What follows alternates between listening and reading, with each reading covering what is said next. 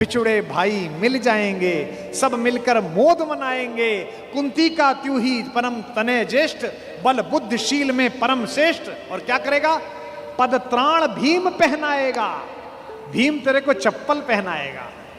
कैसे कैसे लालच है, कैबिनेट मिलेगी,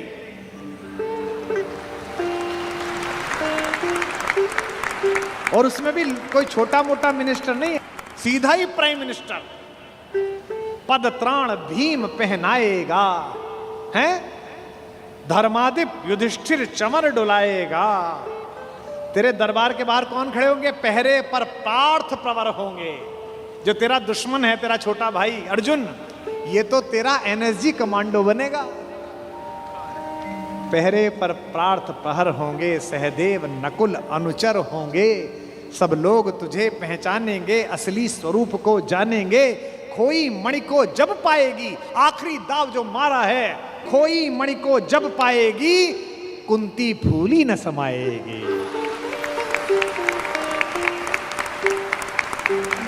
क्या लालच है, क्या लालच है। आहा हा हा। कुरुराज स्वयं झुक जाएगा, संसार बड़े सुख में होगा, कोई न कहीं दुख में होगा। सब गीत खुशी के गाएंगे, तेरा सौभाग्य मनाएंगे। और आखिरी में ऐसी बात कहता है, और कौन दुनिया को जो देता है वो भीख मांग रहा है। मेरे कन्हैया को पृथ्वी की आग टालने के लिए भीख मांगनी पड़ी। कुरुराज समर्पण करता हूं, पूरा राज्य कुरुराज समर्पण करता हूं, साम्राज्य समर्पण करता हूं। यश मुकुट मान सिंहासन ले, बस एक भीख मुझको दे दे। कौरव का तज रण शोक सखे, भूखा भावी हर शोक सखे। कृष्ण की कथा का प्रतीक शास्त्र समझाने के लिए बैठा हूं, जितना मुझे समझ में आया। मेरी रुचि कन्हैया के माखन चुराने में, चीर चुराने में, मटकी फोड़ देने में उतनी है जितनी होनी चाहिए। इससे आगे की क्या कथा है? कृष्ण के पूरे बचपन में एक जिद चली है, एक संकट चला है काले होने का। ये पश्चिम हमको सिखा रहा है। 1990 तक जो दक्षिणी अफ्रीका के ऊपर राज्य करता था, ये कह के कि ये काले हैं और हम गोरे हैं, ये पश्चिम हमको सिखा रहा है, जिसने कालों को वोट डालने का अधिकार नहीं दिया था इस शताब्दी में। इस देश में हजारों हजार वर्ष पहले हमारे देवता ने अपनी इच्छा के चयन पर गोरा हो जाने के बजाय काला होना स्वीकार किया था, ताकि सभी रंगों को आदर मिल सके।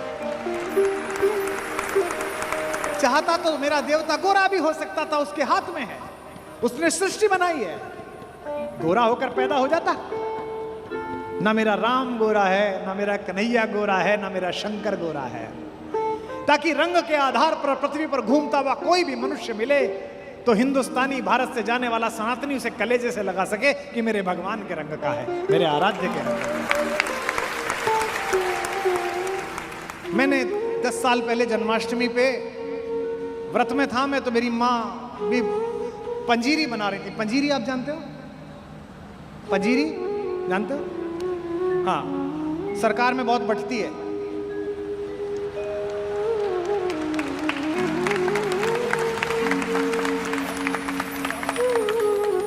हमारे यहाँ तो एक ही बार जन्माष्टमी पर कटती है, सरकार में 365 दिन बंटती है। तो मेरी माँ पंजीरी बना रही थी, वो थाली में डाल के, और फिर जब वो टाइट हो जाती है थोड़ी सी, तो उसको काटना। तो मैं भी वहीं बैठा हुआ था, उनसे बतरस कर रहा था। मुझसे बोली कि ये, मैंने कहा चखा तो दो।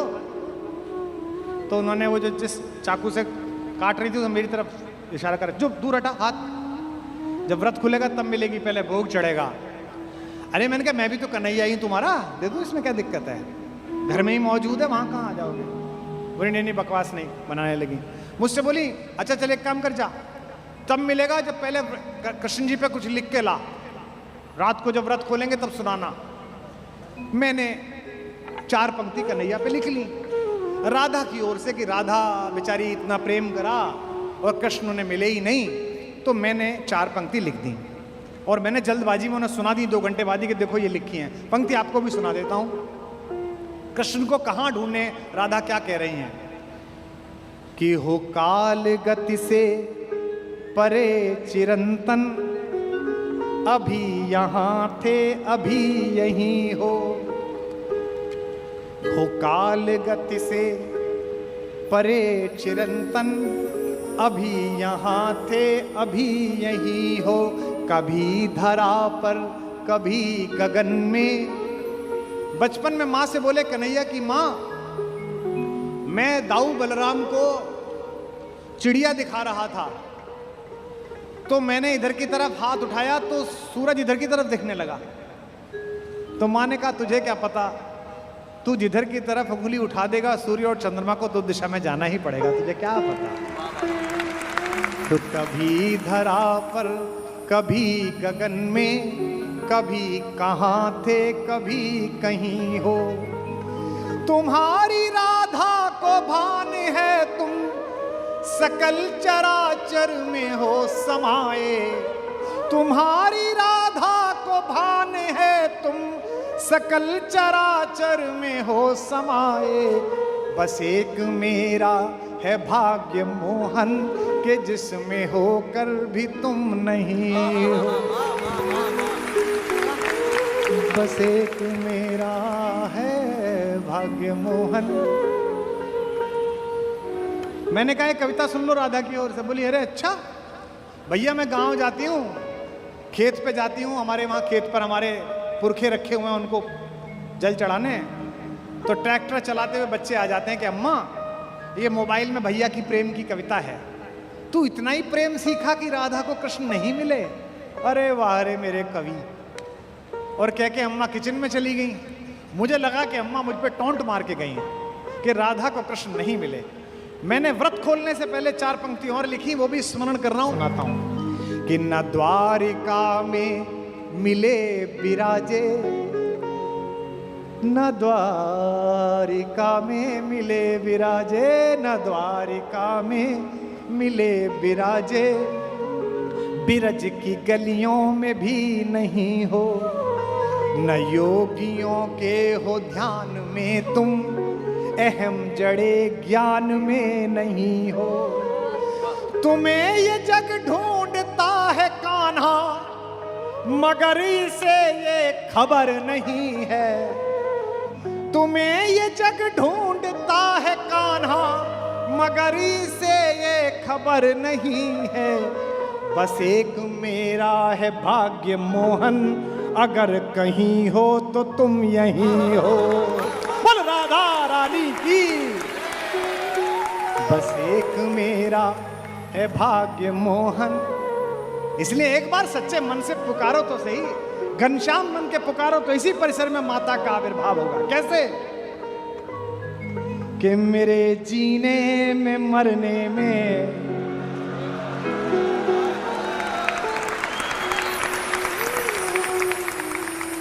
तुम्हारा नाम आएगा। मैं सांसें रोक लूं फिर भी यही इल्जाम आएगा। हर एक धड़कन में जब तुम हो तो फिर अपराध क्या मेरा। अगर राधा पुकारेगी तो फिर घनश्याम आएगा। अगर राधा पुकारेगी तो फिर घनश्याम आएगा। अगर राधा पुकारेगी तो फिर घनश्याम आएगा। और ये मैं कहाँ कह रहा हूँ, ये मैं मेवाड़ में कह रहा हूँ।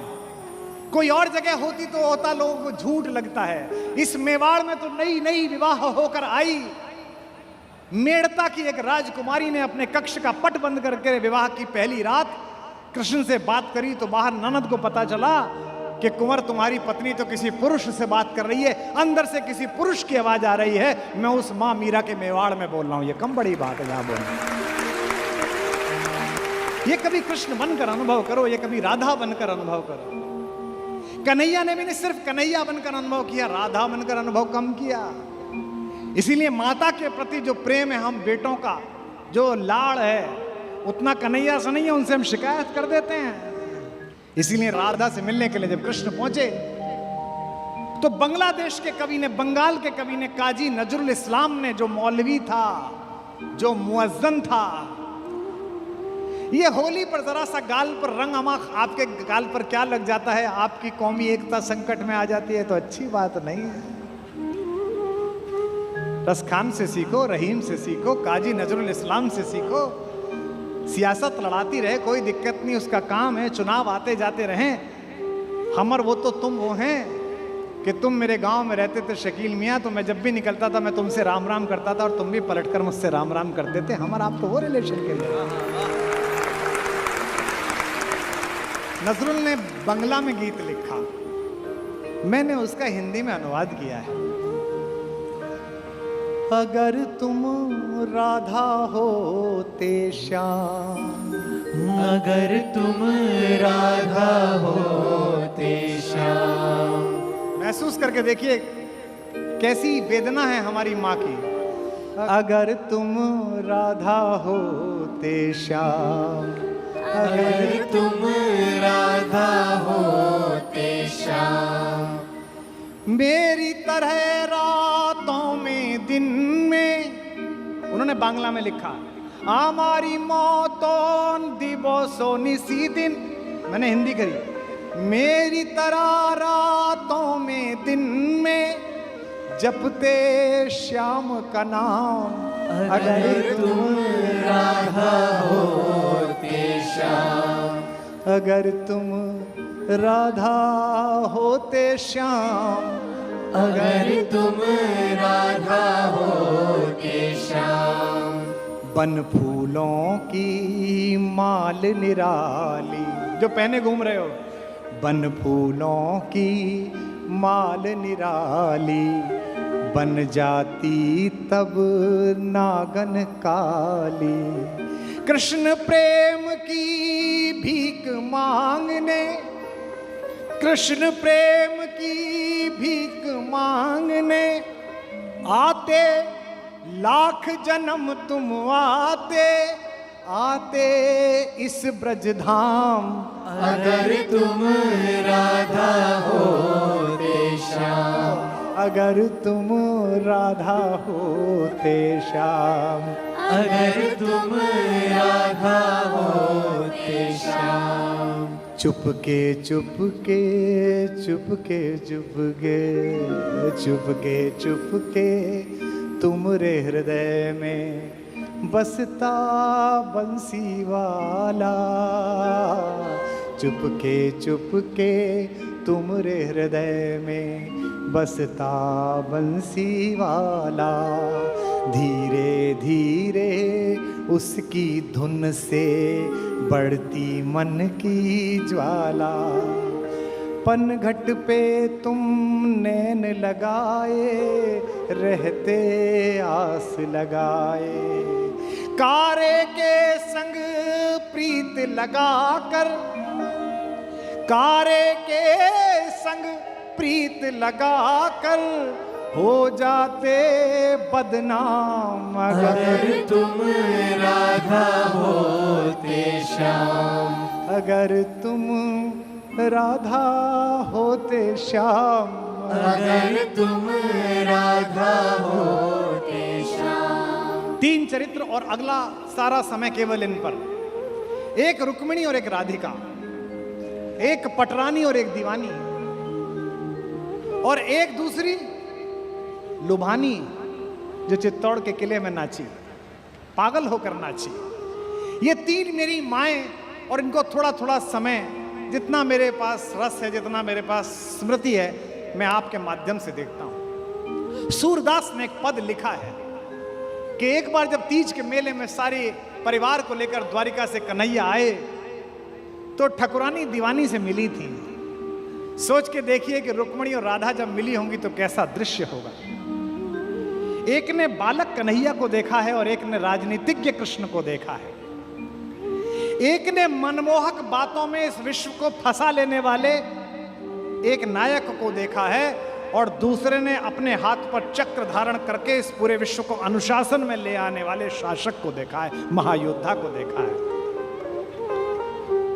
कृष्ण राधा के बचपन के दोस्त थे, प्रेमी थे, लेकिन दुर्भाग्य था कि राधा ने उन्हें विश्व की महाशक्ति रचते हुए नहीं देखा। राधिका ने कृष्ण को कुचक्र के जालों को सुलझाते हुए नहीं देखा, शिशुपाल का वध करते हुए नहीं देखा, लेकिन रुक्मिणी का भी यह दुर्भाग्य कम नहीं है कि उसने तीनों लोगों को मुक्त हस्त से दान देने वाले को दूसरे के घर में चुपचाप घुसकर कुछ चुराते हुए भी देखा। रुक्मिणी ने न माखन चोर देखा, न बांसुरी देखी, न उखल से बंधे हुए कन्हैया को देखा, न गोपिकाओं की शिकायत देखी। उन्होंने क्या देखा? रुक्मिणी ने देखा दुनिया को चलाने वाला कृष्ण, लेकिन गायों को चलाने वाला कृष्ण तो राधिका के हिस्से आया। संस्कृत में गौ के 3 अर्थ हैं, एक इंद्रियां, दूसरा गाय और तीसरा सूर्य के चारों ओर घूमने वाला समस्त सौर मंडल के ग्रह, उन्हें भी गौ कहते हैं। रुक्मिणी बहुत सौभाग्यशाली है कि पटरानी है, लेकिन कैसी पटरानी जिसके हिस्से न बांसुरी आई न माखन आया। जो मैंने कल कहा था कि कृष्ण ने जाते हुए कुरुक्षेत्र की तरफ अर्जुन से कहा, अरे तू निपट मूर्ख रहा मेरे मित्र, सारी सेना तो ले गया दुर्योधन, तू अकेला मुझे ले चला, माखन ले गया, तू छाछ लेकर जा रहा है। मुस्कुराते हुए अर्जुन ने कहा कि वो पागल था, वो माखन ले गया तो मैं तो माखन चोर को लेके जा रहा हूं, आप सबसे आगे, इसमें कोई दिक्कत नहीं। राधा की जो यात्रा तुमसे प्रारंभ हुई थी और रुक्मिणी की यात्रा आपसे प्रारंभ हुई थी। मैं सबसे पहले आपको राधा और रुक्मिणी के संदर्भ में कुछ पंक्तियां सुनाता हूं, और यह भी मेरे हृदय के एक बिछड़े हुए टुकड़े का सृजन है, जिसे ईश्वर ने आयु कम दी लेकिन यश बहुत दिया। देवल ने राधा पर जो लिखा वो मैंने फिर न सुना। उसने राधा और रुक्मिणी के बीच के संवाद को भी लिखा। मैं पहला राधा रानी पर छंद सुना रहा हूं कि राधा ने त्याग का पंथ बुहारा तो पंथ पे फूल बिछा गया कान्हा, तो पंथ पे फूल बिछा गया कान्हा, तो पंथ पे फूल बिछा गया कान्हा। राधा ने प्रेम की आन निभाई तो आन का मान बढ़ा गया कान्हा, तो आन का मान बढ़ा गया कान्हा, तो आन का मान बढ़ा गया कान्हा। कान्हा के तेज को भा गई राधा तो राधा के रूप को भा गया कान्हा, राधा के रूप को भा गया कान्हा, तो राधा के रूप को भा गया कान्हा। कान्हा को कान्हा बना गई राधा, कान्हा को कान्हा बना गई राधा तो राधा को राधा बना गया कान्हा, तो राधा को राधा बना गया कान्हा, तो राधा को राधा बना गया कान्हा, तो राधा को राधा बना गया कान्हा, तो राधा को राधा बना गया कान्हा। अब राधा पर सुनिए। गोपियां गोकुल में थी अनेक परंतु गोपाल को भा गई राधा, परंतु गोपाल को भा गई राधा, परंतु गोपाल को भा गई राधा। बांध के पाश में, बांध में पाश में नाग नथैया को काम विजेता बना गई राधा, काम विजेता बना गई राधा, काम विजेता बना गई राधा।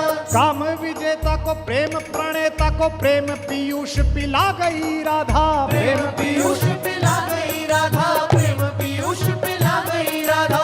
विश्व को नाच नचाता है जो, विश्व को नाच नचाता है जो उस श्याम को नाच नचा गई राधा, उस श्याम को नाच नचा गई राधा, श्याम को नाच नचा गई राधा, श्याम को नाच नचा गई राधा, श्याम को नाच नचा गई राधा।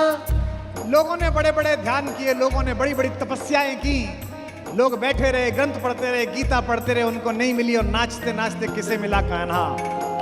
त्यागियों में अनुरागियों में बड़ भागी थी नाम लिखा गई राधा, बड़े भागी थी नाम लिखा गई राधा, भागी थी नाम लिखा गई राधा। रंग में कान्हा के ऐसी रंगी रंग, कान्हा के रंग नहा गई राधा, रंगा गई राधा, कान्हा के रंग नहा गई राधा। प्रेम है भक्ति से भी बढ़कर यह बात सभी को सिखा गई राधा, बात सभी को सिखा गई राधा, बात सभी को सिखा गई राधा। संत महंत तो ध्याया किए और माखन चोर को भा गई राधा, माखन चोर को भा गई राधा, माखन चोर को भा गई राधा, माखन चोर को भा गई राधा। श्याम किया था, तो समिति वालों जब ये मंच बनाया, तो भैया मंच बनाया था तो जब कन्हैया का विग्रह लगाने की सोची थी, तो समिति के किसी आदमी ने नहीं सोची कि इनके साथ माता रुक्मिणी को खड़ा कर दे। और लोग फिर भी कहते हैं कि राधा को कन्हैया नहीं मिले।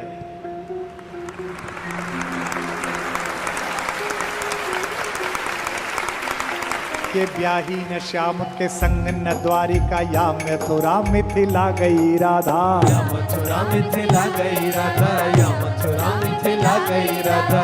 ब्याही न श्याम के संग न द्वारिका, या मथुरा मिथिला गई राधा। या मथुरा मिथिला गई राधा, या मथुरा मिथिला गई राधा।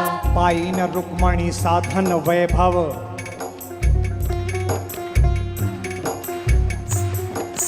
पाई न रुक्मणी साधन वैभव, संपदा को ठुकरा गई राधा। संपदा को ठुकरा गई राधा, संपदा को ठुकरा गई राधा। किंतु उपाधियों मान गोपाल में, रानियों से बढ़ पा गई राधा। रानियों से बड़े पा गई राधा, रानियों से बड़े पा गई राधा। ज्ञानी बड़ी, ज्ञानी बड़ी, अभिमानी बड़ी, पट रानी को पानी पिला गई राधा। रानी को पानी पिला गई राधा, रानी को पानी पिला गई राधा। रानी को पानी पिला गई राधा, रानी को पानी पिला गई राधा। सारे कौरवों को इकट्ठा करके जो कुरुक्षेत्र के मैदान में नाश का साधन बना दे, वो अपनी प्रेमिका को ब्रज से बुला नहीं सकता था। उसने क्या कहा नहीं होगा, उसने क्या भेजा नहीं होगा उद्धव जैसे हरकारों को कि जाके एक बार राधा से कह के आओ कि अब तो द्वारिकाधीश ने महल बनवा लिया है, महारानी आओ यहाँ रहो रुक्मिणी के साथ, अपनी बहन के साथ। लेकिन प्रेम में अना होती है, स्वाभिमान कहते हैं। जिस विश्वविद्यालय का कल मैं जिक्र कर रहा था, दिल्ली में एक ज्ञानियों का विश्वविद्यालय है, उद्धव लोगों का। वहां एक प्रोफेसर मुझसे कह रहा था, भाई साहब आपकी ये राधा रानी कुछ ज्यादा नाजुक हैं। मैंने कहा कैसे? बोले गोकुल और मथुरा के बीच में एक यमुना है, उसे पार कर लेती, मिल लेती, इतना रोना पिटना कैसे है? मैंने कहा इसका मतलब तूने डिग्री ली है, प्रेम नहीं किया। के हार के श्याम को जीत गई, अनुराग का अर्थ बता गई राधा। का अर्थ बता गई राधा, अनुराग का अर्थ बता गई राधा। पीर पे पीर सही पर प्रेम को शाश्वत कीर्ति जगा गई राधा। शाश्वत कीर्ति दिला गई राधा, शाश्वत कीर्ति दिला गई राधा। कान्हा को पा सकती थी प्रिया,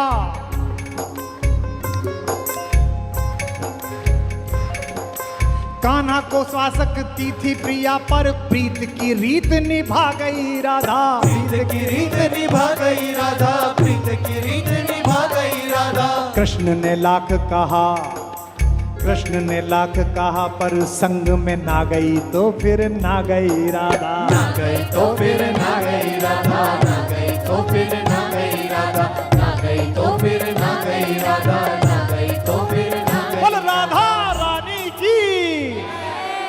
शांति ऐसे नहीं आती, शांति नहीं तब तक जब तक सुखभाग न नर का सम हो, नहीं किसी को बहुत अधिक हो, नहीं किसी को कम हो। ये कहा अर्जुन ने, लेकिन युधिष्ठिर ने नहीं मानी, बड़े भैया ने नहीं मानी। ये जो बड़े भैया लोग होते हैं बड़े शांतिपूर्ण होते हैं, शांति शांति शांति। हर घर में कुछ युधिष्ठिरों की आवश्यकता भी है, लेकिन हर घर में ऐसे लोगों की आवश्यकता है कि अगर कोई निर्लज्ज कुलवधू के आंचल पर हाथ डालने की कोशिश करे तो वो बिना बड़े भैया से पूछे अपना गांडीव उठा ले और अपनी गदा उठा ले। ऐसे लोगों की आवश्यकता है। कृष्ण ऐसे ही हैं जो अपनी समीक्षा का अवसर देते हैं।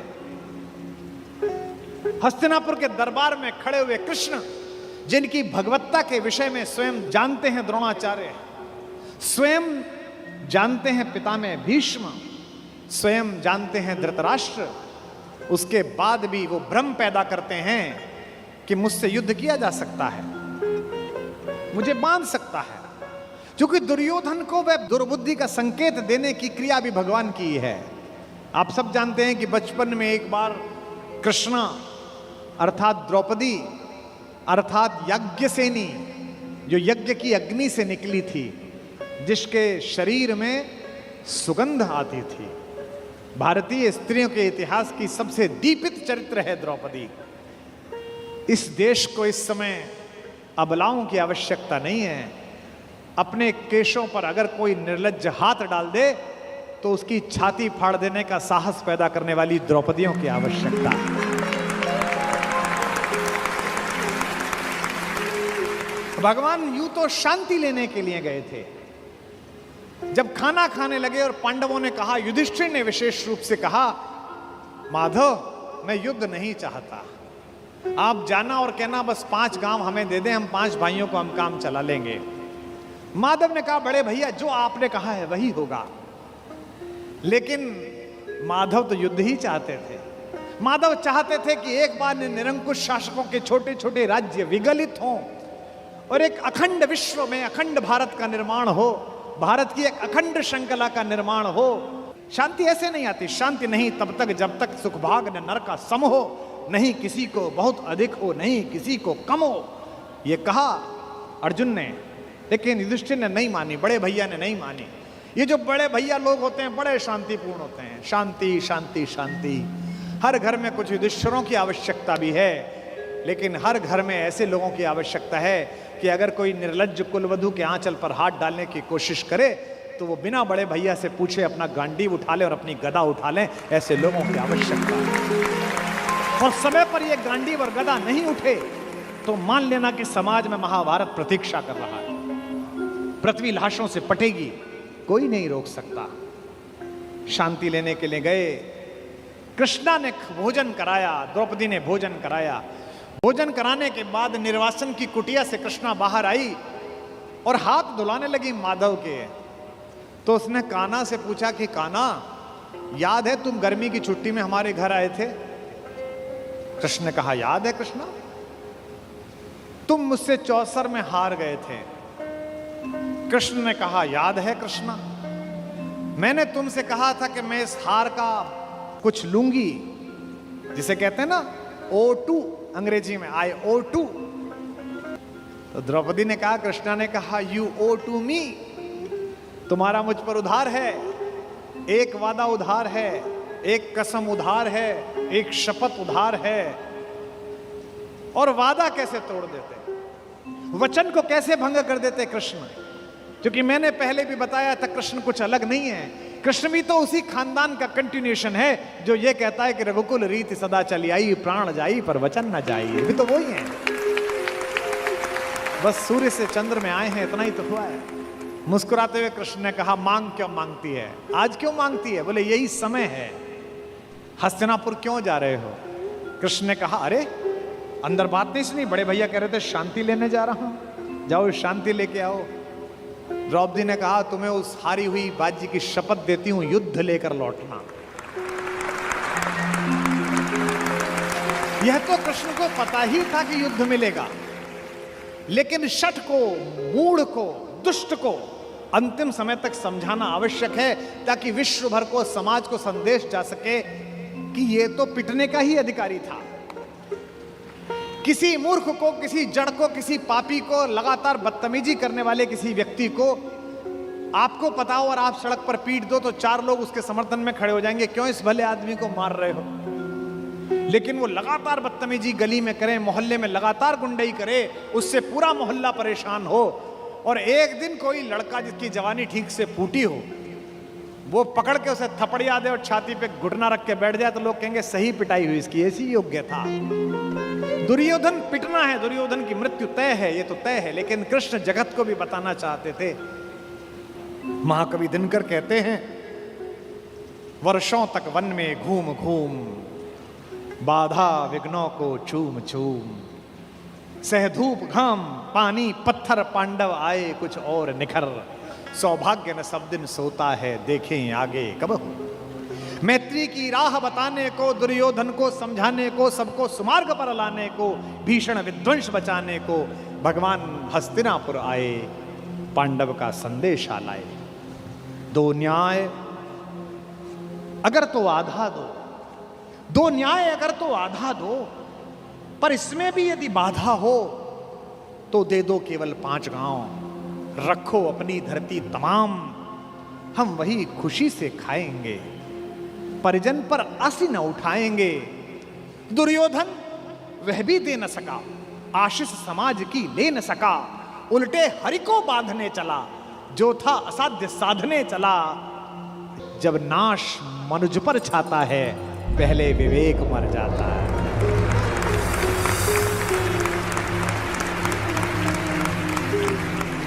जब नाश मनुज पर छाता है, पहले विवेक मर जाता है। हरि ने भीषण हुंकार किया, अपना स्वरूप विस्तार किया। डगमग डगमग दिग्गज बोले, भगवान कुपित होकर बोले, जंजीर बढ़ाकर साध मुझे। हाँ हाँ दुर्योधन, बांध मुझे। यह देख गगन मुझ में लय है, यह देख पवन मुझ में लय है। मुझ में विलीन झंकार सकल, मुझ में लय है संसार सकल। अमृत फूलता है मुझ में, संघार झूलता है मुझ में। उदयाचल मेरा दीप्त भाल, भूमंडल वक्षस्थल विशाल। भुज पर दिबंध को घेरे हैं, मैनाक मेरु पग मेरे हैं।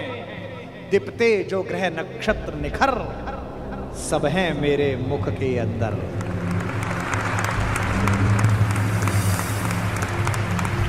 दृग हो तो दृश्य कांड देख, मुझ में सारा ब्रह्मांड, मुझ में सारा ब्रह्मांड देख। चर अचर जीव, जर अक्षर अक्षर, नश्वर मनुष्य, सुरजात अमर। शतकोटि सूर्य, शतकोटि चंद्र, शतकोटि सरत सर क्षिद्र मंद्र। शतकोटि विष्णु ब्रह्मा महेश, शतकोटि विष्णु जलपति धनेश। शतकोटि रुद्र, शतकोटि काल, शतकोट दंडधर लोकपाल। जंजीर बढ़ाकर साध मुझे, हाँ हाँ दुर्योधन, बांध मुझे।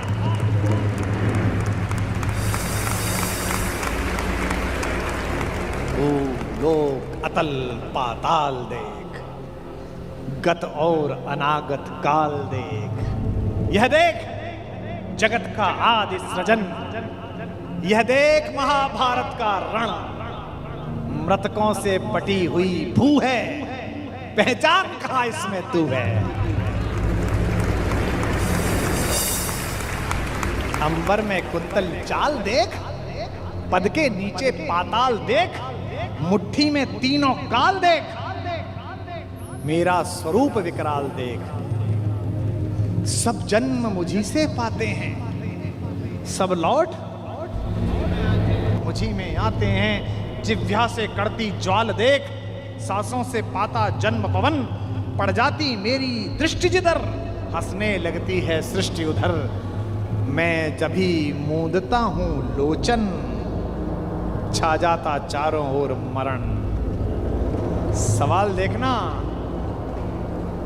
बांधने मुझे तो आया है, जंजीर बड़ी क्या लाया है।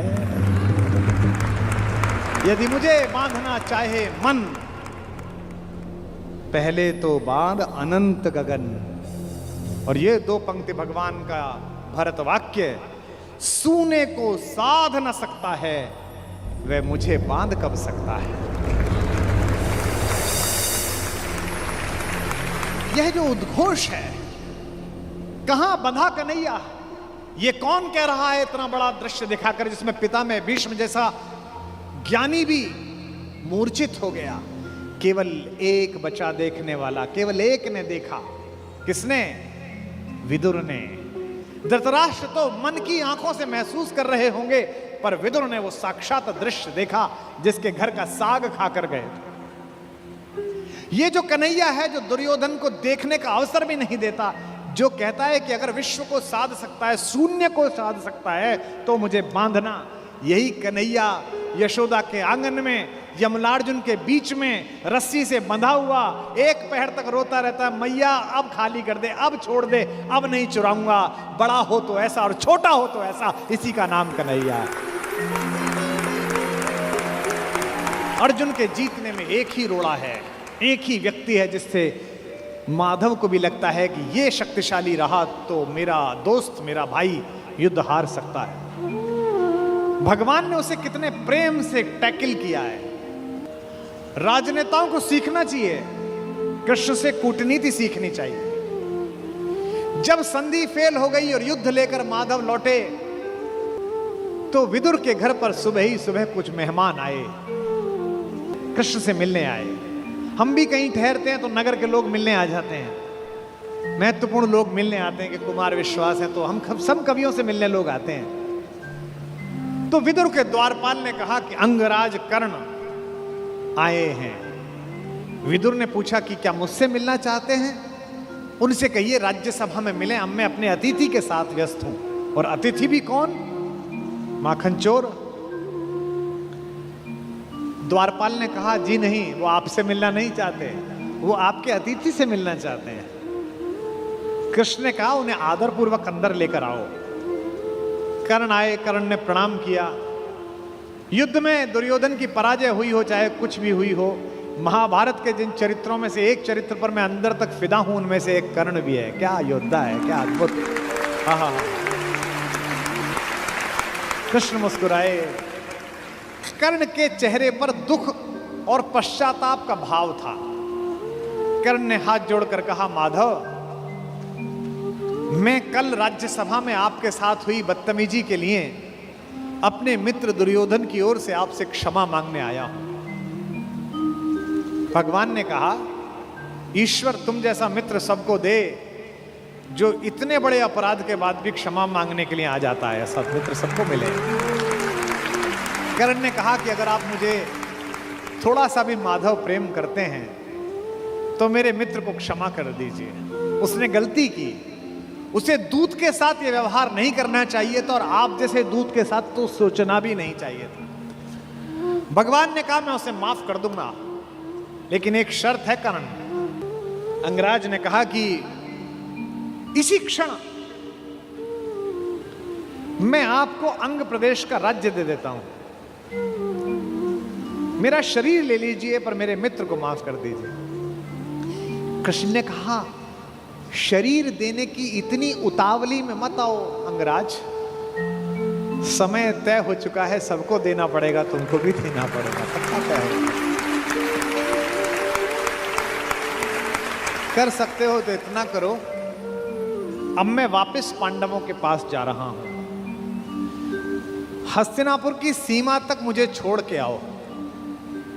उसने कहा, इससे बड़ा सौभाग्य का होगा कि मैं आपको छोड़ने चलूं?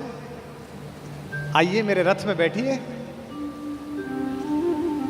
कृष्ण ने कहा कि ठीक है, मैं तुम्हारे रथ में बैठ जाता हूं। आपकी कार में कोई बहुत बड़ा आदमी बैठने लगे तो कभी भी ड्राइवर से गाड़ी मत चलवाना।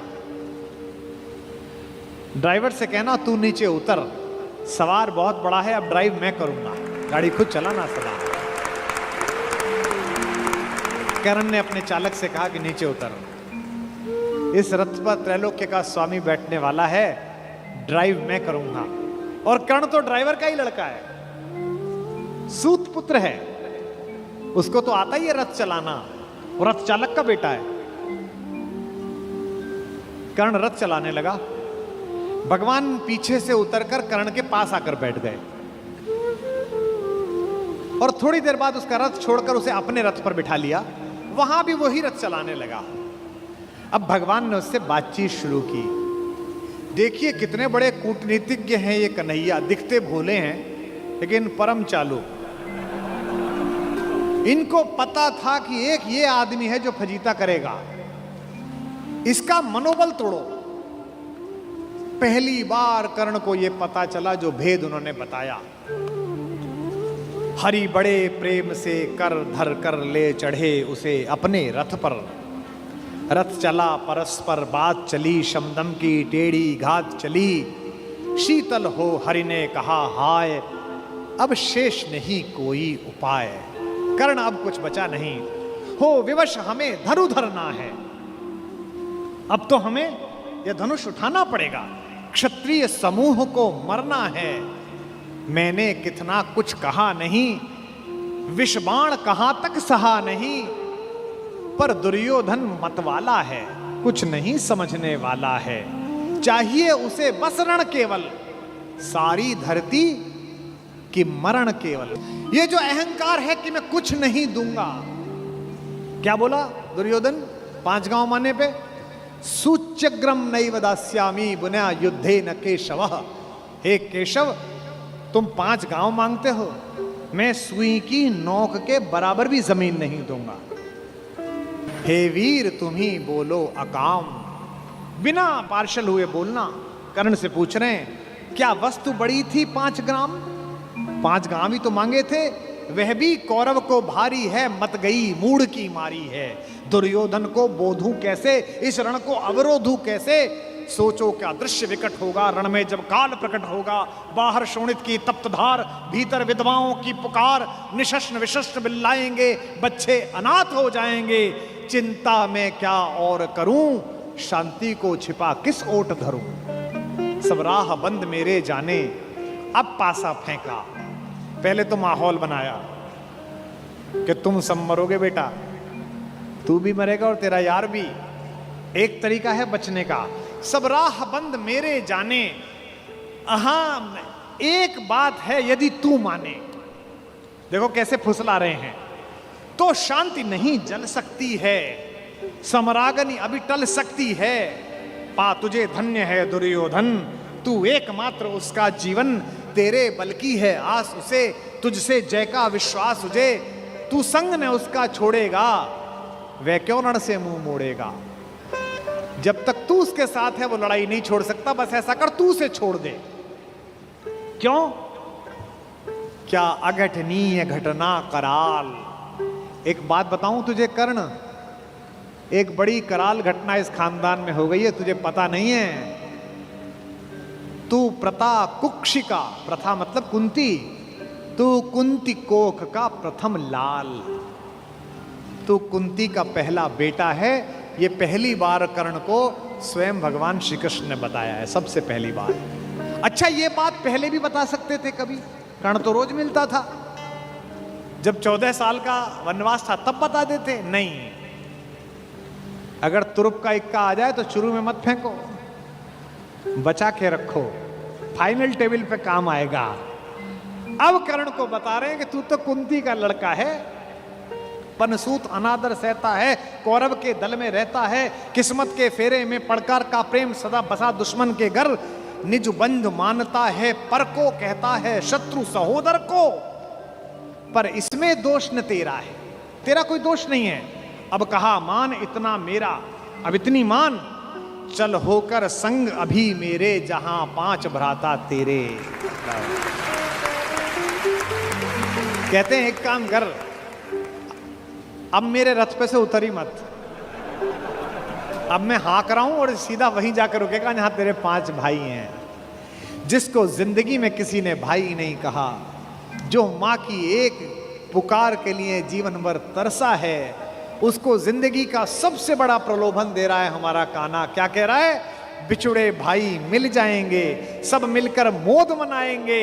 कुंती का त्यू ही परम तनय ज्येष्ठ, बल बुद्धिशील में परम श्रेष्ठ। और क्या करेगा? पद त्राण भीम पहनाएगा। भीम तेरे को चप्पल पहनाएगा। कैसे कैसे लालच है, कैबिनेट मिलेगी।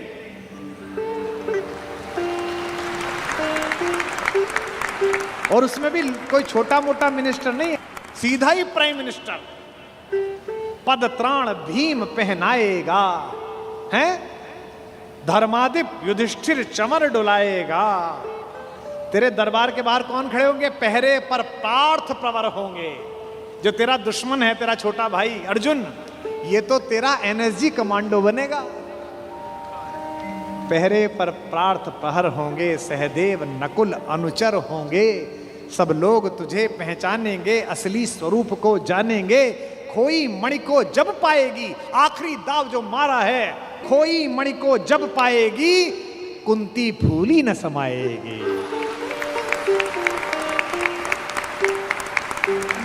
क्या लालच है, क्या लालच है। आहा हा हा। कुरुराज स्वयं झुक जाएगा, संसार बड़े सुख में होगा, कोई न कहीं दुख में होगा।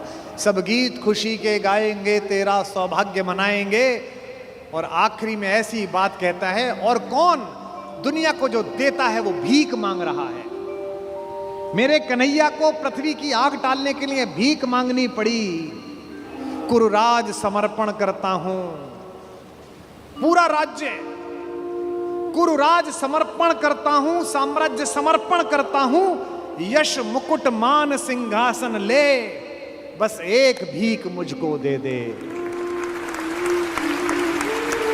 कौरव का तज रण शोक सखे, भूखा भावी हर शोक सखे। ये तो कन्हैया हैं जो इतनी स्ट्रेटेजी अपनाते हैं। किस लिए? देखो, ये बड़ा गहरा गणित है, इसको समझो। इस दाव को चलने में कृष्ण का कोई नुकसान नहीं है। अगर कर्ण इधर आ जाता तो महाभारत समाप्त हो जाती। और एक ऐसा योद्धा जो सुबह दोपहर शाम इसी बात की कसम खाता था कि अर्जुन को मारना है, इन पांडवों को मारना है, इसके कलेजे में ये बात डाल दो कि ये तेरे भाई हैं, तो जब युद्ध लड़ेगा तो थोड़ा तो हाथ कांपेगा, थोड़ा तो दिल के अंदर कुछ धुक धुक पैदा होगी। शत्रु की मानसिकता को कमजोर करना, शत्रु की मानसिकता पर प्रहार करना, ये काम है। लेकिन कृष्ण की इस कथा में थोड़ा स्मरण कर्ण का भी कर लो कि उस जैसा कोई आदमी भी पैदा नहीं हुआ जो इतनी सारी चीजों को ठुकरा दे और खुल के कह दे, ए ऋणी कर्ण का रोम रोम, जानते सत्य यह सूर्य सोम, तन मन दुर्योधन का है, यह जीवन दुर्योधन का है। और दो पंक्ति जो कही है कर्ण ने, मैं उसकी दृढ़ता को और उसके समर्पण को प्रणाम करता हूं। सुरपुर से भी मुख मोड़ूंगा, केशव मैं उसे न छोड़ूंगा।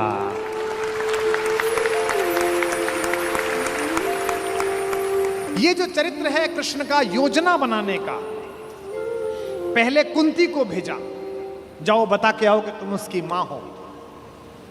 मां ने कहा कि तू वापस आ जा, तो उसने एक वरदान दिया मां को। मां ने कहा, अभिलाष लिए तो बहुत बड़ी आई थी, पर आस नहीं अपने बल की लाई थी। था एक भरोसा यही कि तू दानी है, अपनी अमोघ करुणा का बड़ा अभिमानी है। उसने भी कहा, मां मैं तुझे वचन देता हूं कि तेरे 5 बेटे जीवित रहेंगे।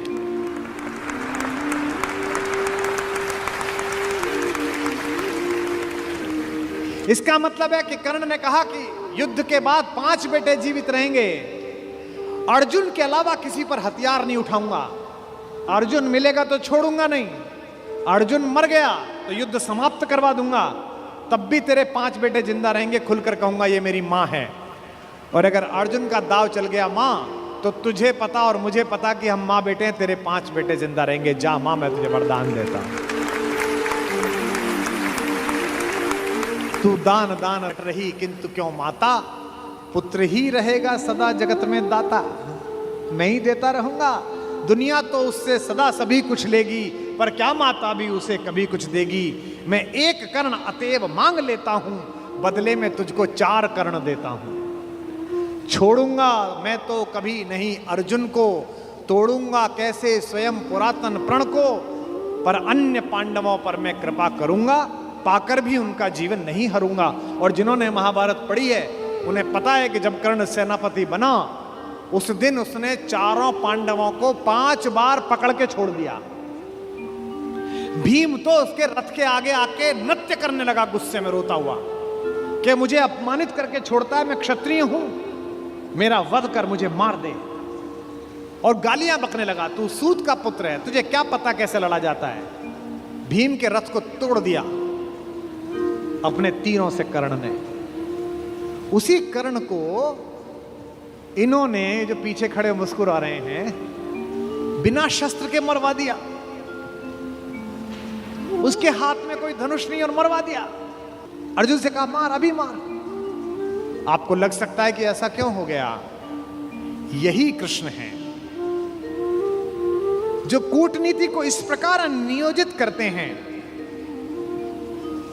कि उसका तर्क भी साथ साथ देते हैं। रश्मिरथी में मेरे पिता में मेरे बाबा, हमारे खानदान के बड़े दिनकर कहते हैं कि विपद में कर्ण को यों ग्रस्त पाकर, सराशनहीन अस्तव्यस्त पाकर, जगाकर पार्थ को भगवान बोले, खड़ा क्या देखता है मौन भोले। सराशन तान, बस यही अवसर यही है, तान मार इसको, घड़ी फिर और मिलने की नहीं है। विषख कोई बाण, बाण कोई गले के पार कर दे, अभी ही शत्रु का संहार कर दे। क्या कह रहे हैं कृष्ण? सोचो क्या कह रहे हैं, धर्म की धुरी लाने वाले, जिन्होंने पैदा होने से पहले ये कहा था कि भैया जब जब धर्म की हानि होगी तब तब मैं आऊंगा। यदा यदा ही धर्मस्य ग्लानिर्भवति भारत अभ्युत्थानम अधर्मस्य तदात्मानम सृजाम्यहम्। धर्म की स्थापना के लिए आए हैं और निहत्ते को कह रहे हैं मार मार मार। ये क्या है? ये अधर्म है कि धर्म है? अब मैं तर्क दे रहा हूं कृष्ण की ओर से, जो कृष्ण ने उस समय तर्क दिए होंगे। कहते हैं श्रवण कर विश्व गुरु की देशना यह, विजय के हेतु आतुर ऐषणा यह, सहम उठा जरा कुछ पार्थ कामन, विनय में ही मगर बोला अकिंचन, नरोचित किंतु क्या यह कर्म होगा, मलिन इससे नहीं क्या धर्म होगा।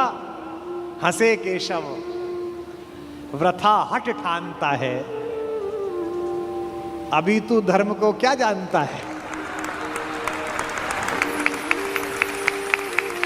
कहूं जो पाल उसको धर्म है ये, मैं जो कह रहा हूं वो कर, हनन कर शत्रु का सत्कर्म है ये। क्रिया को छोड़ चिंतन में फंसेगा, उलटकर काल तुझको ही गसेगा।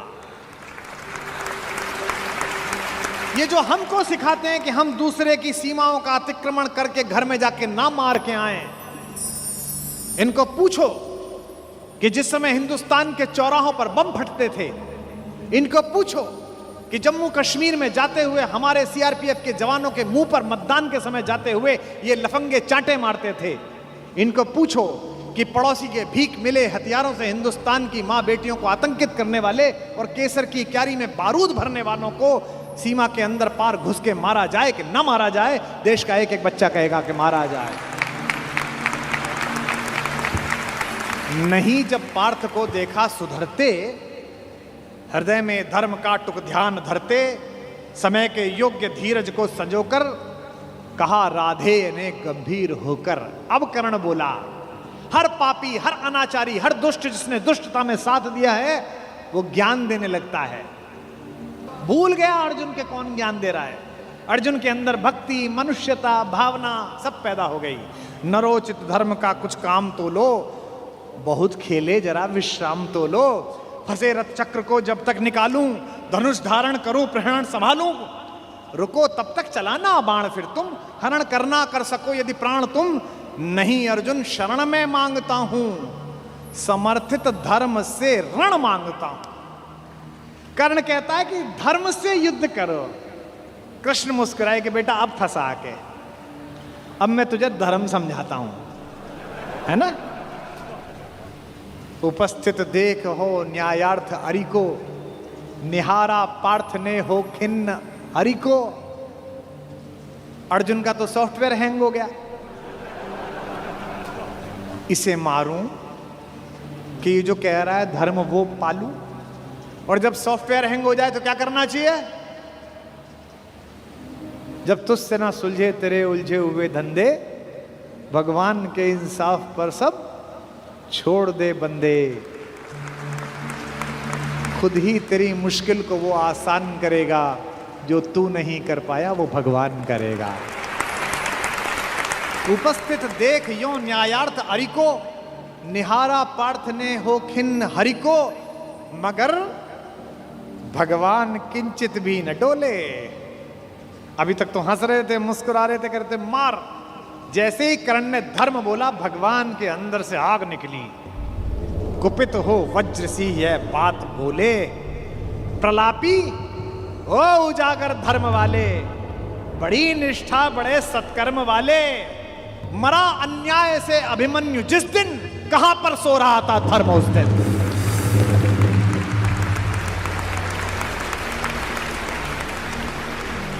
मरा अन्याय से अभिमन्यु जिस दिन, कहां पर सो रहा था धर्म उस दिन। हलाहल भीम को जिस दिन पड़ा था, कहां पर धर्म उस दिन यह धरा था। लगी थी आग जब लाक्षा भवन में, हंसा था धर्म ही क्या तब भुवन में। और एक पंक्ति, बेटे पे आ जाए, पत्नी पे आ जाए और मां पे आ जाए तो खून खौल जाता है। अर्जुन का खून खौला रहे हैं भगवान मेरे।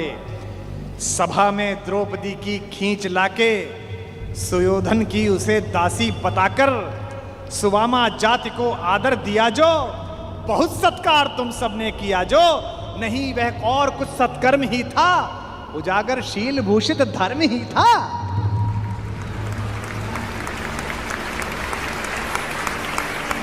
जिस दिन एक रजस्वला बेबस महिला को बाल से खींचकर तेरे दोस्त का नीच छोटा भाई लाया था और तेरे उस तथाकथित मित्र ने अपनी जंघा पर हाथ मारा था कि यहां बैठेगी, उसी दिन तय हो गया था कि इस जंघा पर धर्म युद्ध के खिलाफ चोट पड़ेगी।